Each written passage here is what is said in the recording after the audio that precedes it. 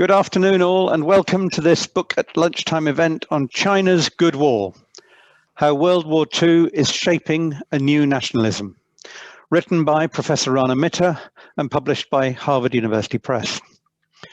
My name is Wes Williams and I'm the director here at Torch. It's a great pleasure to be here to introduce the first Book at Lunchtime of this term. Book at Lunchtime, as regulars will know, is Torch's flagship event book series, taking the form of fortnightly, bite-sized book discussions with a range of commentators. In other times, we'd have lunch for you as well, but we hope that you've managed to get yourself some lunch to eat alongside today's discussion. Please do take a look at our website and newsletter for the full program for next term. I'll talk about the very next meeting at the end of today's session. Today, I'm delighted to welcome Rana Mitter to speak about his book. Also on today's panel are Professor Vivienne Shue and Professor David Priestland, who will be chairing the discussion. China's Good War examines how, for most of its history, the People's Republic of China limited public discussion of the war against Japan. But now, as China grows more powerful, the meaning of the war is changing. Professor Rana Mitter, who can come on screen at any moment, argues that China's reassessment of World War II's years is central to its newfound confidence abroad and to mounting nationalism at home. In a moment, I'll hand over to Professor Priestland, who will say a few more words about the book and also introduce the other members of the panel and chair today's discussion. After this, our commentators will present their thoughts on the book, coming at it from their different disciplines. We will then give Professor Mitter the chance to respond to some of the points raised before entering into what promises to be a fascinating discussion. The event will then conclude with questions from you, the audience. So please do add them to the chat as we go along. I'll return at the end and sort of harvest them up and bring them back into the discussion. That's pretty much all that's left for me to do, other than to thank you for coming, everyone, and to introduce our chair. David Priestland is Professor of Modern History at the University of Oxford and a fellow and thus a close colleague of mine at St Edmund Hall. His research focuses on modern and contemporary political and cultural history, and among his books are A Comparative History of Communism, The Red Flag, Communism and the Making of the Modern World, and more recently, Merchant, Soldier, Sage, A New History of Power, a study of the history of market liberalism and its place in global history. He is, in other words, ideally placed to chair today's discussion. And so, David, it's with great pleasure that I hand over to you now and disappear in turn from the screen. Thank you. Thank you very much, Wes, and it's great to be chairing this really discussion, this really interesting book. And first, I'd like to, as Wes has said, the book is extremely topical, and we're very much looking forward to the discussion. So really, it's just for me to introduce Rana, who I don't think really needs much introduction. He is Professor of Chinese Politics and History at St Cross College, has been Director of the China Studies Center, and his previous publications include A Bitter Revolution, China's Struggle with the Modern World, and Forgotten Ally, China's World War II, 1937 to 45. So he is an ideal person to be writing and commenting on the use China makes of its wartime history today, which of course is a very important topic given difficult Chinese-American Western relations. I will be making a comment, and also we're delighted to be joined by Professor Vivienne Shue, who is Professor Emeritus of Contemporary Chinese Studies and Emeritus Fellow of St Antony's College, and she works on 20th century Chinese state and government techniques. Her publications include The Reach of the State, and she is, of course, an ideal person to comment on Rana's analysis of Chinese politics and contemporary politics. So I will be talking more broadly about broader issues, I think, because I'm not a China specialist. Vivienne, I think, will be talking about the implications for Chinese history, but I'm delighted to be able to hand over to Rana, who will be reading a section from his book now. Thank you. Thank you very much indeed, David. And a brief thanks from me, if I may. Thank you to the whole Torch team, Maya, Wes, and others who have put this together. Thank you to David and Vivienne for being such brilliant commentators. I know that Vivienne is having slight problems with her camera today, so if you hear her as a voice, just think of it as kind of a very even more upmarket version of Radio 4. You know, the voice is the key thing, even if we don't get to see Vivienne. But the rest of us should be visible, I hope. And thank you to all of you for joining us today this lunchtime. I thought I'd just read the first couple of pages of the book itself, China's Good War, because it lays out, and this is my intention in writing it this way, very clearly for an audience which is not Chinese, in other words, an audience, I assume, mostly of people from the UK, Oxford in particular, perhaps one or two from outside, but perhaps from a European or North American context, why they should care about the way in which China thinks about World War II. So if I may, a couple of pages from the introduction, which is subtitled War, Memory and Nationalism in China. Some 8 decades after its conclusion, the Second World War still grips the imagination of large parts of North America, Europe and Asia. Tom Brokaw's book, The Greatest Generation from 1998, and Steven Spielberg and Tom Hanks's miniseries Band of Brothers from 2001 captivated American readers and viewers and remain cultural touchstones. British politicians use metaphors about Dunkirk and the Battle of Britain to describe the country's decision to exit from the European Union, and the sitcom Dad's Army, gently teasing the wartime Home Guard, still plays on television half a century after it was made. Japanese filmmakers produce movies that explore topics that from home front suffering to the mentality of kamikaze pilots. Courts in Poland adjudicate the legally correct description of death camps built during the Nazi occupation. The Second World War is a long way from being all that those societies think about, of course. But in the United States, Europe, East and West, and in Japan, there is a continuing undercurrent of collective memory about the importance of that global conflict that doesn't take too much effort to bring to the surface. Perhaps more surprisingly, the same is true of China. When outsiders think of collective memory in China, they tend to remember particular historical moments, many of them traumatic, the Cultural Revolution or the Opium Wars of the 19th century. Or more positively, the legacy of traditional Chinese thought may come to mind. In the past few decades, however, memories of another episode have become ever more prominent in China, the Second World War. School children file by the thousands through the Beijing Museum that commemorates the War of Resistance against Japan, as the conflict is known in China. Movies about topics from the massacre of Chinese civilians in Japanese-occupied Nanjing to starvation in a wartime famine in Henan province top the Chinese box office. Online, netizens debate the finer points of the Battle of Shanghai in 1937, assessing the relative strengths of the Chinese and Japanese troops that lined up against one another by the banks of the Huangpu River. One particular moment in 2015 captured the way in which the war has entered the Chinese public sphere, with reminders of the past used to make points about the future.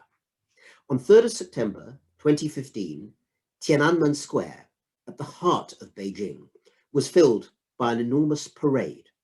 Missiles, tanks, and marching soldiers all made their way past thousands of spectators from China and abroad. The event commemorated the 70th anniversary of the end of World War II in Asia.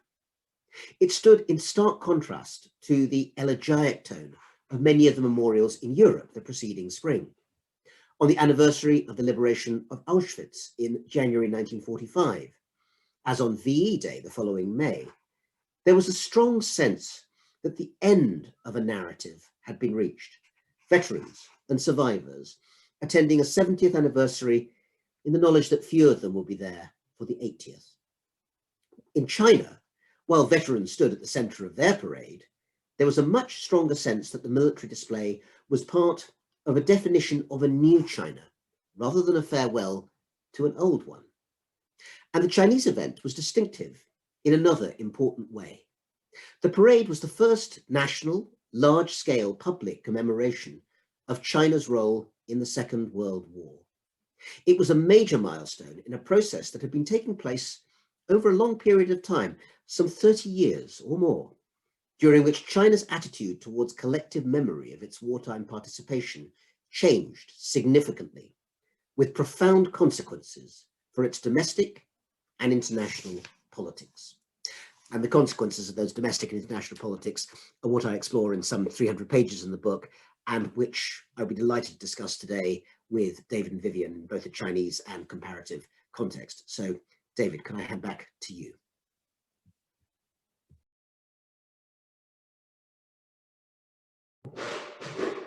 Thank you. Well, it's a great pleasure to comment on this book, and I think it's an ideal book for a torch discussion, as it, I think, shows very clearly how humanities approaches can cast light on important issues of contemporary importance, in this case, Chinese-Western relations. Because this is a book not just about historiographical debates or elite politics, but it looks at them, as Rana has suggested in his introduction, in a broad historical and cultural context, using film, TV, social media sources. As a historian of, I'm not a historian of Russia, of China, as a historian of USSR and communism, who's made rather limited efforts to learn Chinese, I realize how ignorant I am of much of this history and of these debates. And I think most of us have much less of a sense of Chinese perceptions of history and foreign affairs than we do about Russian ideas or Soviet perceptions during the Cold War. And I think this is a book that absolutely should be read by policymakers and informed citizens alike. Now, as I said, as I'm not a China specialist, I'll comment on some broader issues raised by the book, and particularly how China's use of war history and memory has used it to legitimize its foreign policy, how that compares with the use of these of history by other states, what it tells us more generally about the role of history and ideas in international relations, and how successful China might be in its efforts to use these histories. Now, the issue of China's so-called soft power, that is a set of ideas used to legitimize its global power, has been widely discussed in Western commentary since the 2000s, and normally in a rather smug way. It's often said the Chinese can never really be a real rival to the US in the sense that, say, the Marxist USSR or even Maoist China was, because it lacks soft power. So, for instance, the argument goes it set up Confucius institutes around the world, but Confucianism only really has resonance in an East Asian cultural context and can never compete with an American liberal vision, which is about universal values and can appeal across cultures. And I suppose my assumption was that Chinese use of wartime history and memory had a similarly limited, domestically focused nationalistic role. So what was completely novel to me about Rana's book was his argument that Chinese policymakers and political commentators are trying to use the war in a universalist, outwardly focused way to justify a global role. That is, they are arguing that the Chinese, like the Americans and the Soviets, were a vital force in the anti-fascist struggle during the war, in defeating Japan, and in bringing a stable, rules-based order to the world, and that this history justifies their great power status today. They're comparing the Japanese with the Nazis, the destruction of the Nanjing massacres and rapes with the Holocaust, and they're emulating the US in the region, who themselves use a universalist anti-fascist message, i.e. they're the power that rescued Asia from Japanese militarism and then, of course, from communism. And I think Rana's argument raises the important broader question, which is how non-liberal states in the modern world can legitimize their regional or global ambitions. Clearly, Marxism Leninism was ideal for this purpose, as it's a universalist ideology about universalist social values. It can apply everywhere, in any culture. It was used both by the USSR and by Maoist China between the 50s and the 70s. And Rana's story of China echoes that of the USSR, which really from the 60s and 70s, but particularly from the Russia in the 90s and 2000s, moved away from justifying its global role in international revolutionary terms and increasingly moved towards an anti-fascist message, arguing that It was the power that defeated Hitler. It legitimized itself domestically and internationally as an anti-fascist power. And in a sense, this clearly is what China has been trying to do, as Rana so fascinatingly explains. But as I think the book also shows fascinatingly, this war memory is Janus-faced, because on the one hand, in stressing the state's role in saving the world from fascism, it justifies an assertive foreign policy in the present. Ambitious elites can say, we are this anti-fascist power, we have a global role. On the other hand, popular war memory tends to be rather different because it often focuses on stoical, ordinary populations that make sacrifices for the common good. And that's not very interested in nationalist assertiveness. So the UK example, for instance, is the notion of the Blitz spirit. And there are Soviet and, as Rana shows, Chinese equivalents, and these tend to have much more popular resonance, and they're not so interested in global issues. So I think it seems to me that there are advantages, and as Rana is saying, there are advantages and disadvantages to elites to this double aspect of war memory. War memory can unite elites and the broader population behind the notion of national exceptionalism, but they have different messages. And elites often find the popular war memory a bit too isolationist and populist for their own purposes. So, for instance, if we think of the role of war memory recently in Britain, in Brexit nationalism, it was the populist elements that were there to the fore. This isn't a sort that's that interested in global adventures. It doesn't desperately want to give foreign aid. Supporters of global Britain tend to use the myth of a liberal free trade empire rather than a sort of war blitz spirit type memory. And as Rana shows, there is a similar tension in Chinese war memory. Elites aren't always happy with how it's understood in popular terms. There's a fascinating discussion about responses to the British film Dunkirk in China, which, as Rana says, topped the box office in China, but actually assertive nationalists didn't like it for celebrating stoicism in defeat and a sense of victimhood, or whereas they wanted a war film to emphasize strength and national assertiveness, a global vision. And so I suppose this brings me to the questions I'd like to ask Rana, which is, how long-lasting does he think this Chinese good war legitimization strategy is going to be? Is it going to work? As he says, the real weakness of it is that it has little resonance outside Asia, as the Chinese are realizing, because Westerners are so ignorant of Asian history. And in that sense, it's even less effective than the Russian good war strategy, which may alienate its immediate neighbors, but actually does have some resonance in the West. And so I'd like to ask him, really, might it be ultimately more rational for China to return to a global legitimization strategy more founded on economic development themes rather than anti-fascist themes, i.e. a more nationalistic, conservative version perhaps of the old Marxist Leninism, one that stresses the advantages of the Chinese model of state development, the power of strong states to do what they like within their own borders without liberal interference. And whatever happens, it would be interesting to think about whatever course China chooses, how that's going to interact with a Biden administration that's trying to resuscitate a decaying liberal world order, which of course owes much to Cold War liberal ideas. So thanks very much for listening to those comments. And I'd like to now hand over to Vivienne, who will give some responses from a China specialist. Okay, thank you. Rana, as you well know, I'm an enthusiastic consumer of historical research, not myself, like David, a card-carrying historian.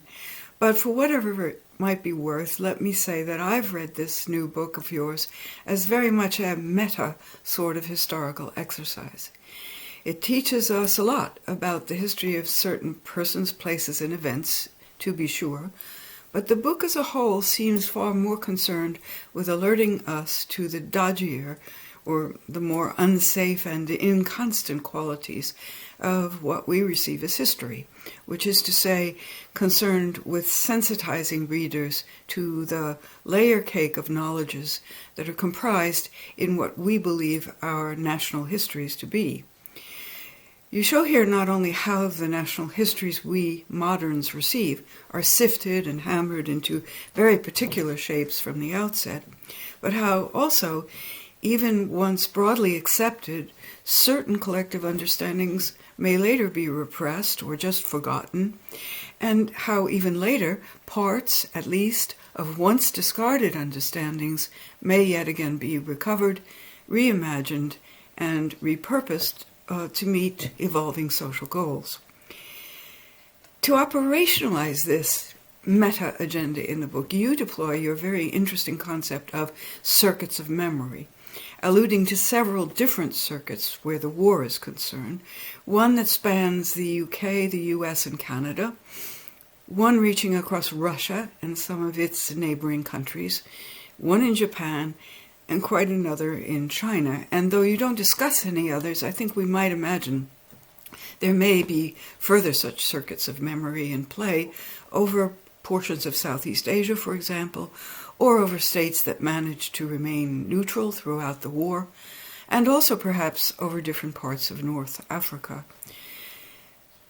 The work documents why and how, since the 1980s, Chinese authorities and other influencers have been so intently bent on recollecting and revising national memories of that war, projecting reworked historical reminiscences of the nation's struggle, and re-evaluations of China's importance in the overall war effort to audiences at home and abroad.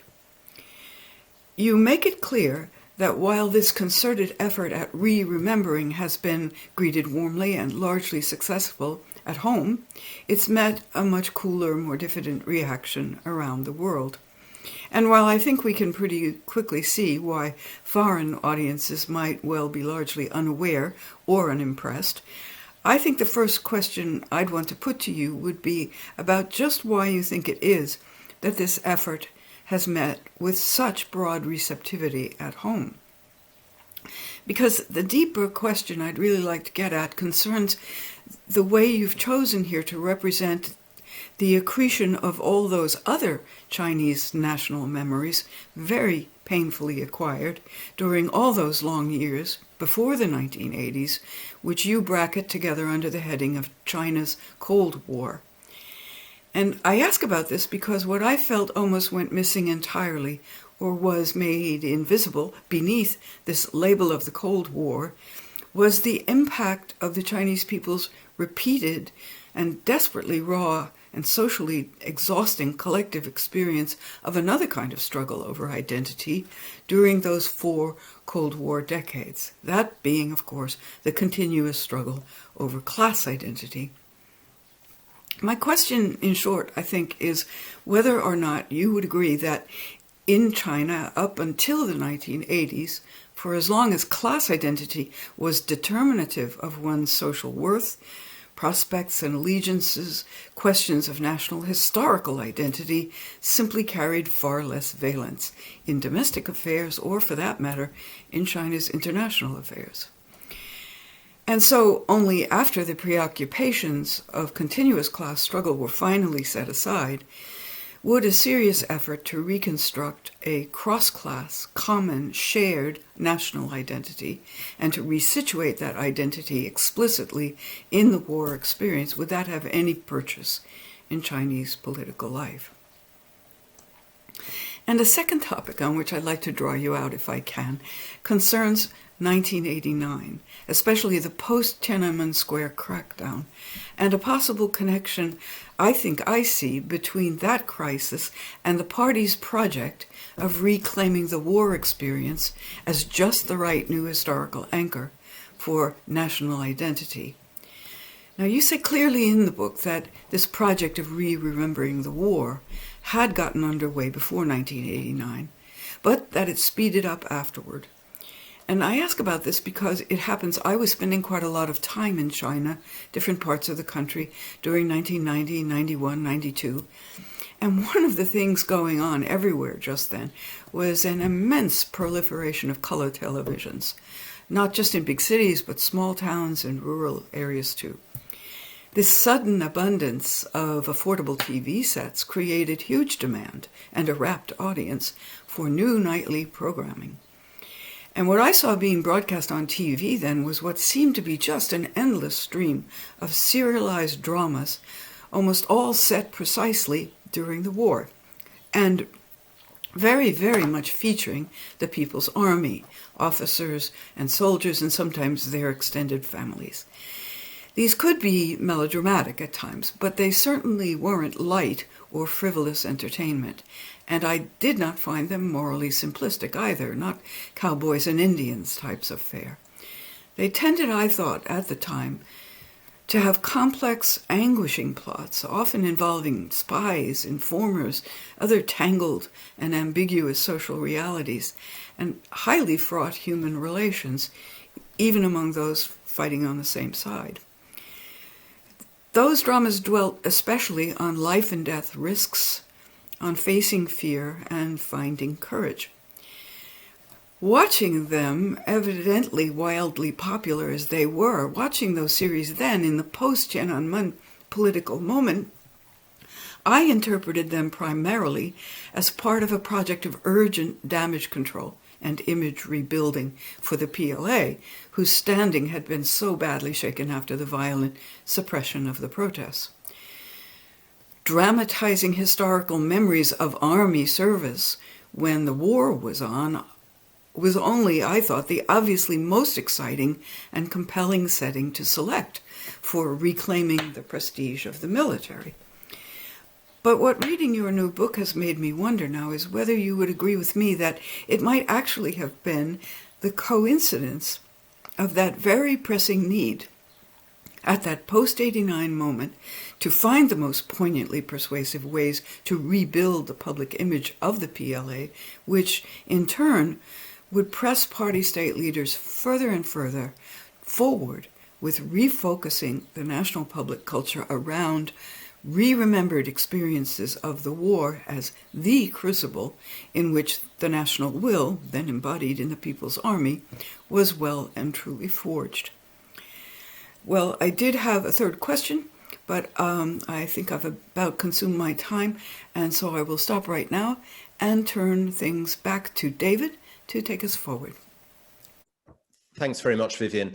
Yeah, now I'd like to ask Rana if you'd like to respond to any of those comments. Thank you.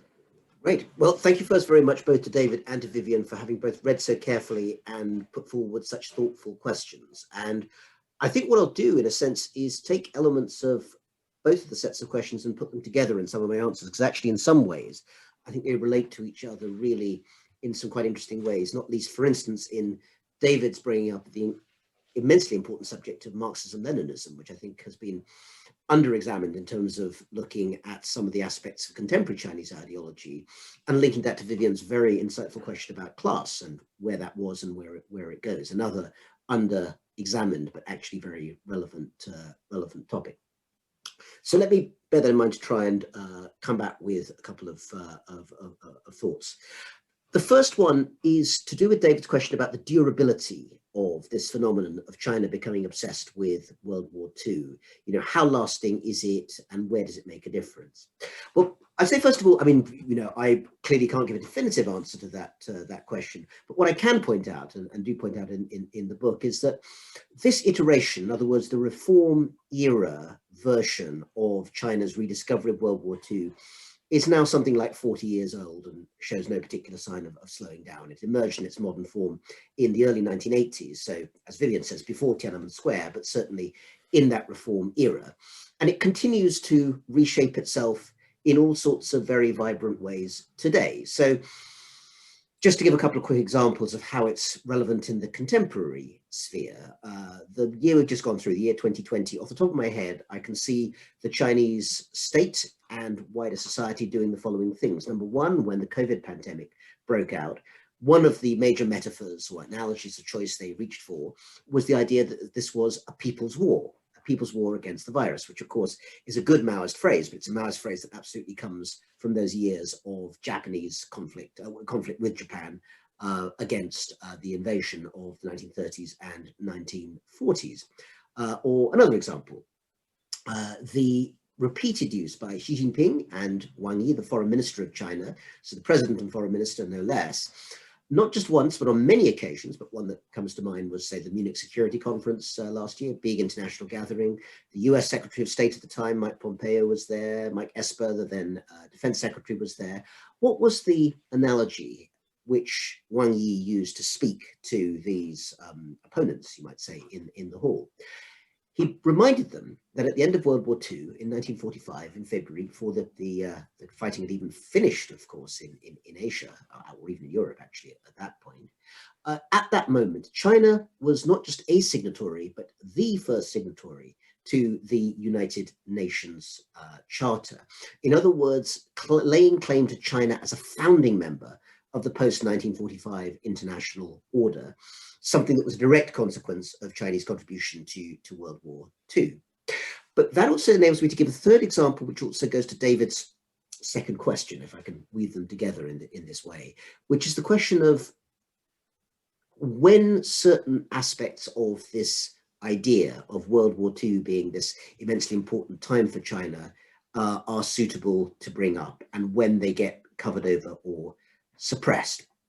And just a quick reminder, because I think it's not been said yet, and I think we should also remember that for those who are not specialists, World War II in China was a very serious set of events. Over 10 million dead, nearly 100 million refugees, and destruction of most of China's infrastructure, its railways, its roads, all of that.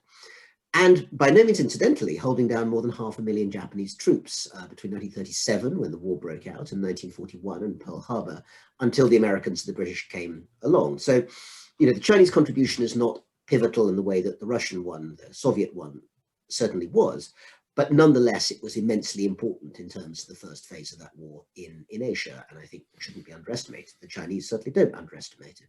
So, in that sense, I think very interesting and indicative was something else that happened last year, 2020, which was that a particular movie was actually the best, the highest box office of any movie in the world. It's a movie called The 800, Bye Bye. It was released it's a Chinese film, released in China. To be honest, China is probably the only country in the world that had its cinemas open during most of 2020 because of the rather, how can we put it, robust way in which they locked down the country after the pandemic. So cinemas were opened again from the summer. So perhaps, breaking box office records globally was easier for China last year. But this was still enough tickets to make $300 million US at the box office. So this is a seriously successful film. And the topic was the last stand, a small regiment of Chinese soldiers in 1937 fighting the Japanese in Shanghai in the first phase of the Japanese invasion. But these soldiers were not members of the Chinese communist armies. They were members of the Chinese nationalist Kuomintang, or Kuomintang, you may have seen that phrasing, which took place in 1937 in November in real life at a place called the Sihang Warehouse in Shanghai. And this was a movie version of that.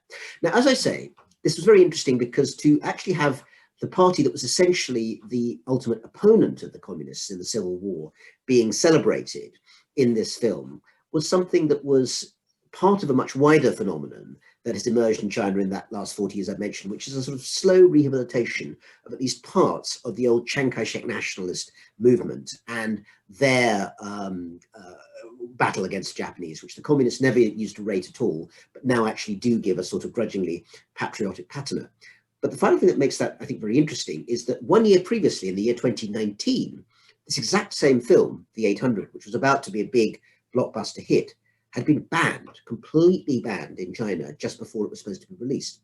And the reason for the difference a year makes, was in 2019, it was the 70th anniversary of the founding of the People's Republic of China. And it was made clear by communist sources that there was no way that a film celebrating the nationalist war effort could be released in a year of importance to the Communist Party. Last year, 2020, was different. That was 75 years of VJ days since the defeat of Japan. So it was actually permitted in that sense for release. And that shows the sort of malleability and the changeability of when parts of the World War II story can be politically useful in China and when they step back from the historical front line, as you might say. And I'd be interested as we go on in conversation whether kind of there's similarities and differences in Russia in terms of the way that they talk about the Great Patriotic War in popular culture, if there are things that could be said and unsaid. Just to turn to Vivienne's questions briefly, if I may, because they speak to some really salient matters. I think it is absolutely right that after 1989, the rehabilitation, particularly of the 8th Route Army, the New Fourth Army, the major communist armies in China, which had fought against the Japanese, was part of, as you say, a sort of trauma management, trauma recovery from the army's point of view, having basically been sent in to fire on and kill large numbers of Chinese civilians on June 4th, 1989. But the process itself was and has been a longer one. Rehabilitation of those wartime stories, not just communists, but also nationalists fighting the Japanese, began in the early 1980s and has essentially continued apace ever since in that sense. And therefore, there comes the question, as you pointed out, of where did the previous discourses, where the discourses of class in particular, really emerge as part of that wider sense of struggle over identity, an attempt to try and kind of forge some new sense of collective being. Well, I have to say, I think the answer I would give to that, judging by what one sees by the way in which the Second World War is presented, is that there is an increasing urgency on the part of the Communist Party in the 80s, 90s, 2000s to get away from that kind of class discourse, to instead provide this kind of unifying national idea, which actually sort of almost skirts over the class differences that remain very real during the wartime years.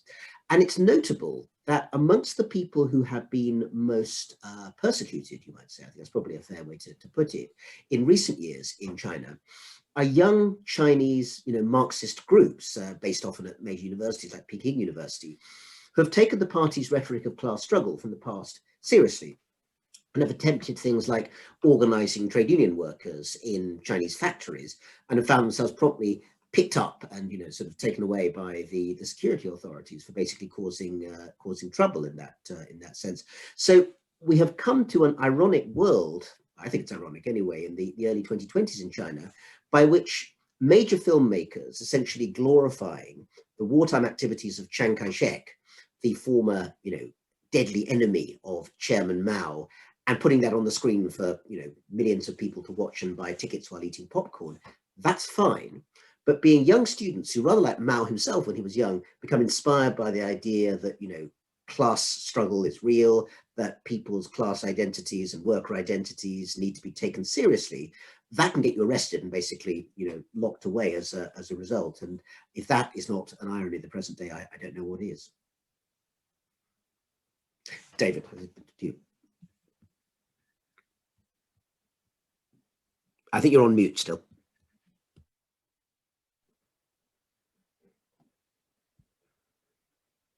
Yes, thank you. No, I think I mean on the Russian side, I think the comparisons with Russia are very interesting because in a way the Russians have been trying to, or the Soviets were trying to move from a sort of communist class-based agenda to a nationalist war-based one from the 60s and 70s, and they've been doing it for a long time, and it's become even more intense. So yeah, the parallels with the Chinese example are absolutely fascinating, but I can see there is still a big tension between the class and the nationalist messages, in the sense that there isn't really in Russia. So that's the big difference, I suppose.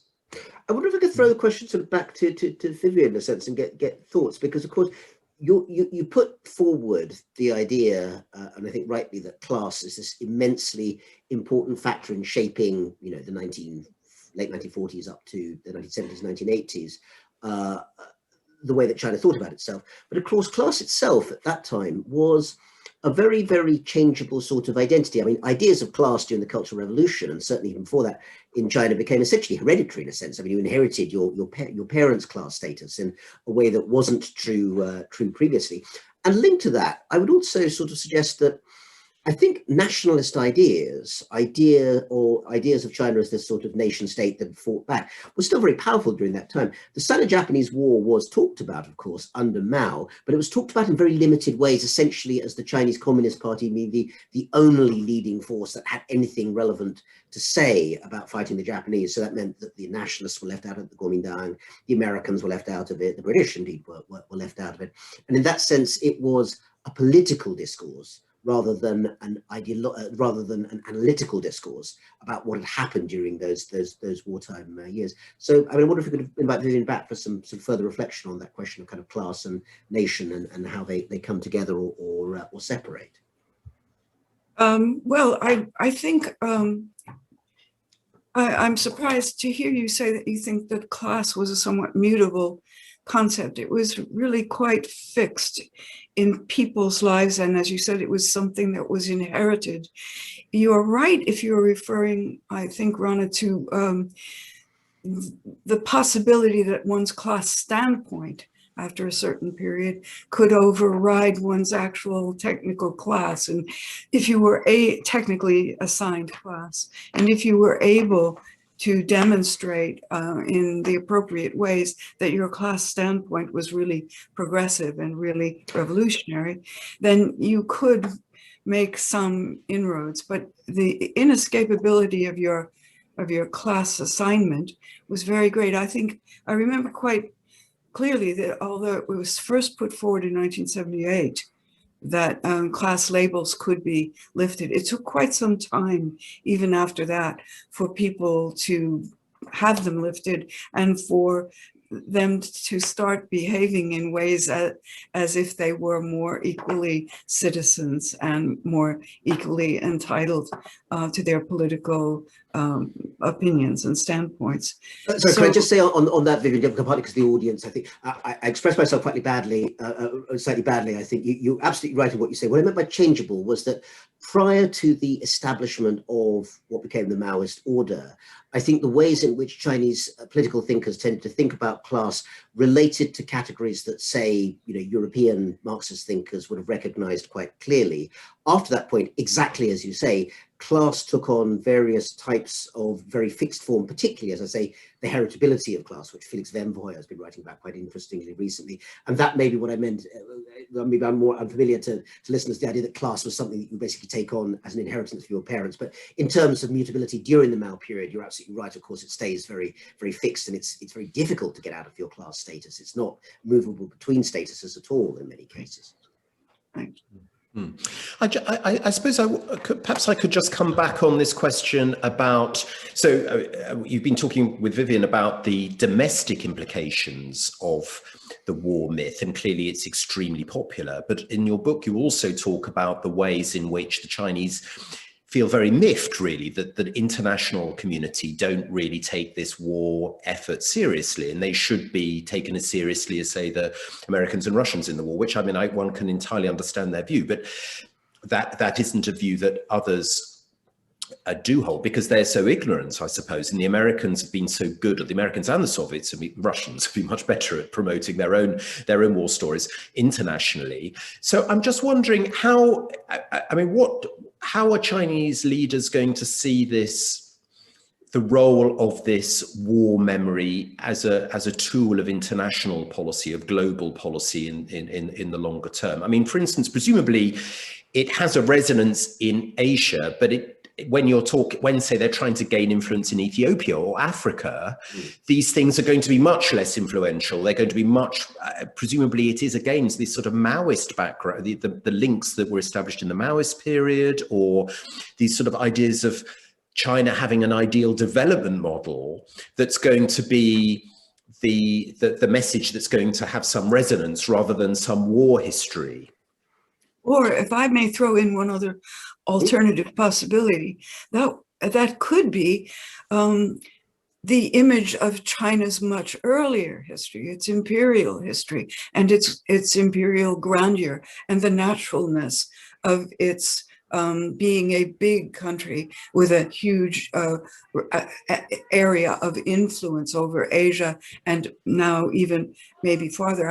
In other words, I'm joining with David in wondering whether, in a sense, what you've documented in this book was the re-remembering of the war was a very important transitional phase, but going on and finding an even deeper vocabulary and image and memory of history may turn out to be the next phase that we're looking at with China's increasingly, under Xi Jinping apparently, especially increasingly determined recollection of the grandeur of its own imperial past. Yeah, so let me put those two together because I think they dovetail very, very nicely, and I think that they both hit a really important point on the head. I think the key thing to remember is that none of these things are either or, they're not zero sum. And I think that's one of the ways in which sometimes when we're looking at this very, very complex way in which China is presenting itself both within its own society and to the outside world, to think that it must be, one thing or the other, or, I mean, one hears it, she is really the new Mao Zedong, or that, China is really kind of reasserting its old, imperial power, or that China is, really just interested in economics, as if any of these things were exclusive to the other. And of course, the point is that all of these things are actually part of a much more complex mixture. So I would sort of, tick off on my fingers, both the things that David and Vivienne has said, and add a couple more too. It seems to me at the moment that the way that China is presenting itself both at home and in the world brings together a variety of different messages, and it seems to be some of the most important of the following. Number one is about modern history, and you're absolutely right, David. I mean, it has just much more resonance in certain parts of the world than others. Even in Asia, I think it perhaps has less than they might have wanted, because I think one of the reasons is behind the idea of what I call circuits of memory, which Vivienne kindly mentioned, because of essentially, the American domination of Western Europe and Soviet domination of Eastern Europe during the Cold War, which is one of the reasons I think the Cold War is important. You have a sort of united set of assumptions and beliefs about what the wartime period actually meant that was never really true in Asia, because everything split up so fast. The Japanese talked to the Japanese about the war. Most parts of Southeast Asia were too busy fighting for their own freedom in the 40s, 50s, and 60s, and used it rather differently. And China itself, of course, was largely isolated from neighbours in that sense. So the chance for a kind of collective understanding of the wartime history was less. But nonetheless, even within China itself, as I have indicated in the book, I think that the remembering of World War II as this traumatic event that brought people together and yet somehow split the country apart is very important. Also, of course, the Opium Wars, the beginning of the century of humiliation of China in the outside world, and other events too. The Korean War was very big last year. It's briefly revived, not least because in China, it's not called the Korean War, it's called Kangmei, the anti-American or resistance to America war, which has a particular contemporary vibe. But aside from modern history, the economistic argument is important, the idea of rising living standards and all of that. And it's one of the things, of course, which the Chinese themselves, in a wider panoply of things, has compared with the old Soviet Union and said, essentially the Soviets got this wrong and we got this right. Then, of course, what Vivienne's mentioned, which is the kind of much more pre-modern, imperial system of understanding. Clearly, the Chinese Communist Party is not going to say that about itself, but it is interesting what they do say and what Xi Jinping himself does say, which is to talk in this very kind of bland way about Chinese wisdom. And Chinese wisdom is basically a way of talking about pre-modern philosophy and the worldview that goes with it. So essentially it's what Vivienne's getting at, but it's phrased in a way that is both politically acceptable in a communist society and also one that won't frighten the horses when it kind of appears in the world. But it is very much there, and it's in many of the official speeches that one sees from the top leadership these days, and it's worth paying attention to, because ideas such as Ren, benevolence, which has a very kind of Confucian ring to it, are being repurposed for the contemporary world. And the final couple, one is, I think, this sort of wider sense that you see through the Belt and Road Initiative of authoritarian developmentalism. And both of these things are important. Not authoritarian, I think, in the sense that China's trying to create mini Chinas everywhere. I really think it's not doing that, and couldn't even if it wanted to. But I think it is promoting a type of politics that is more tolerant of non-liberal forms of governance. So, in Myanmar, when the coup happened, I don't think the Chinese were behind it. I think they were quite happy with Aung San Suu Kyi, to whom they were very close and who was elected pretty freely. But now that there is a military junta, I don't think the Chinese are going to do much to try and reverse what's happened in Myanmar. So you might say authoritarian tolerant in that sense. But linked to it is this very strong idea of developmentalism, the idea that actually collective economic good is where the action is. And that's where the Ethiopia part comes in. And the final part, and again, this brings in both Vivienne and David, is that China is much more, how can one put it, sort of relaxed is not the right word, but enthusiastic perhaps, to talk about itself as a Marxist-Leninist society today. And looking, particularly if you look at the speeches that are, or the articles that are put in the major theoretical journals like Shue, the continued use of terms which any good Hegelian will understand from, terms of dialectic, dozheng, struggle, Maodun, contradiction, and all of these things which Mao, of course, talked about in great detail, and which were rather downplayed in the 1990s and 2000s. They weren't absent, but, Jiang Zemin, Hu Jintao were much keener to talk about, particularly Hu, about, harmonious society, the sort of Confucian commonality rather than the dialectic. I have a sense that Xi Jinping's China has been analysed in many, many ways, but the idea that actually it's much less embarrassed about, at least at home, being seen as openly Marxist-Leninist, I think is one quite significant, if not change, at least ideological shift of direction. And all 4 or 5 of those factors are bubbling away in China today. Some of them have much more purchase at home. I think probably the wartime language is more powerful within China than it is outside. Some have more purchase overseas, and that's where the developmentalist side, I think, comes in. I think it'd be extremely interesting to see whether the Marxist-Leninist end of things actually has any external purchase, on the grounds that if China wishes to present itself to the wider world as a Marxist-Leninist state which has succeeded and produced, I think, wasn't Lenin who said, or actually no, maybe it was Kerensky or someone who said that at some point the Bolshevik state would have public toilets made of gold. Well, that is not something that has yet happened in China, but I point out that Xi Jinping did in fact have, amongst other things, a 5-star clean toilets campaign just a few years ago. So maybe there is a sense in which they will sort of rip off the veil and be much less embarrassed about saying, you know what? We're Marxists, and we're successful Marxists, and we're Leninists, and we're successful Leninists. Deal with it, world. If so, that would be, I think, an extraordinarily interesting, a slightly unnerving sort of dialogic encounter. Yeah. So I think, anyway, I think, yes, perhaps open up to questions from the audience. And I, shall Yep.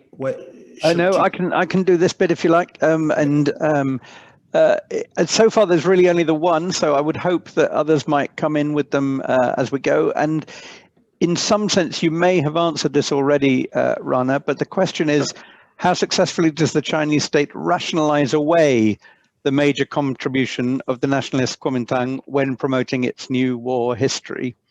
And I suppose, having listened to the discussion and some of what both David and Vivienne have said, I wonder if you might think about that also in relation to, in a sense, what are we saying when we're saying China these days?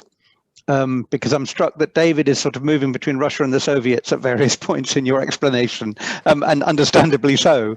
And of course, who or what is China in relation to this new narrative that you're putting forward might be one of the things behind that question, perhaps, as well. I think that's right. And that question of what China is neither a new one, nor is it one that has been resolved. And it can be answered in many different ways. My own favorite bumper sticker answer to this, which is a bit of a cheat, but it can be helpful, is to remember that China is a plural noun.